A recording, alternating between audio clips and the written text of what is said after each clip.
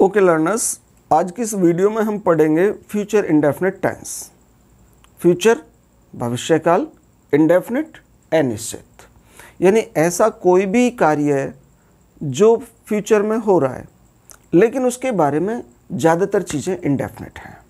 मतलब कब से शुरू होगा, कब तक ख़त्म होगा, हो रहा होगा या नहीं हो रहा होगा, या कह सकते हैं कि कब कंप्लीट होगा, कितने समय से शुरू होगा।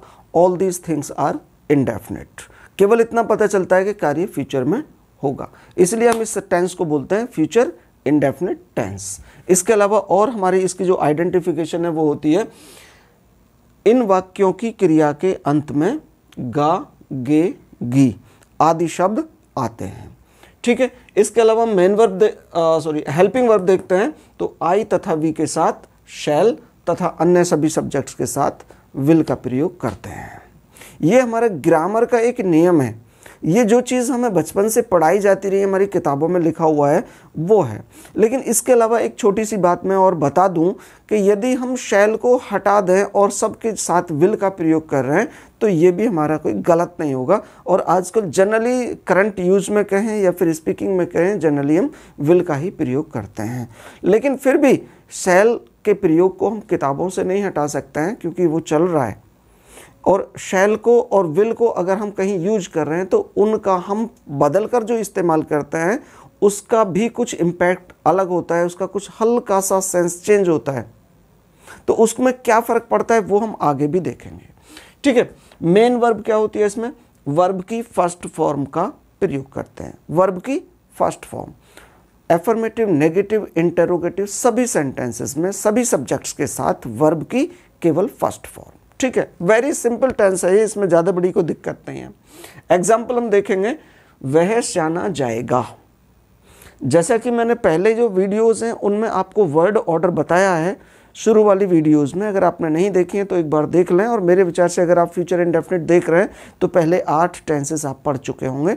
तो उनमें क्या है कि सबसे पहले सब्जेक्ट ही, helping verb, main verb, object अगर कंप्लीमेंट आगे है तो जो चीज़ है। तो इसमें देखेंगे ही विल गो टू श्याना, वह श्याना जाएगा। Very easy tense, there is no problem at all. इसके आगे हम देखते हैं, मैं उसकी सहायता करूंगा।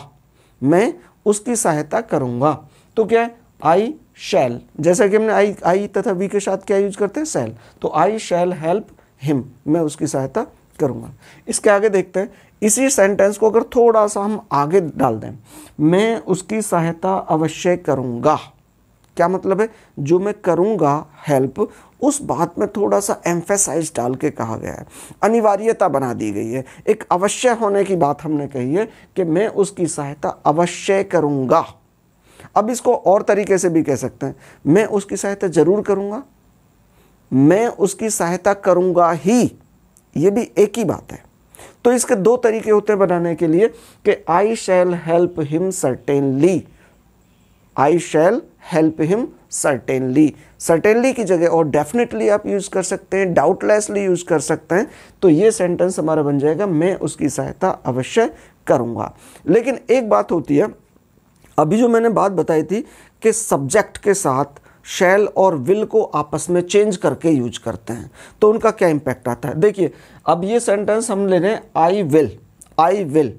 अगर हम शैल ले रहे हैं तो ये साधारण सेंटेंस बनेगा कि आई शैल हेल्प हिम, मैं उसकी सहायता करूंगा। लेकिन अगर यहाँ पर हम शैल के स्थान पर विल का प्रयोग कर रहे हैं तो ये हमारी ये चीज़ बताना चाहती है कि मैं ये सहायता अवश्य करूंगा, इसमें कोई डाउट नहीं रह जाएगा। आई विल हेल्प हिम, मैं उसकी सहायता अवश्य करूंगा। जब हम आई के साथ विल का प्रयोग कर रहे हैं, इसका मतलब ये होता है कि यहाँ पर हम डेफिनेटली, श्योरली, सर्टेनली लाने की कोई ज़रूरत नहीं है। ठीक है, ये अकेला चेंज करके लगा दिया, दैट इज सफिशिएंट। ठीक है स्टूडेंट्स, बस यही इसमें थोड़ा सा डिफरेंस है आई तथा विल का, आई वी के साथ विल और शैल वाला जो डिफरेंस है यही है, इससे ज़्यादा कुछ नहीं है।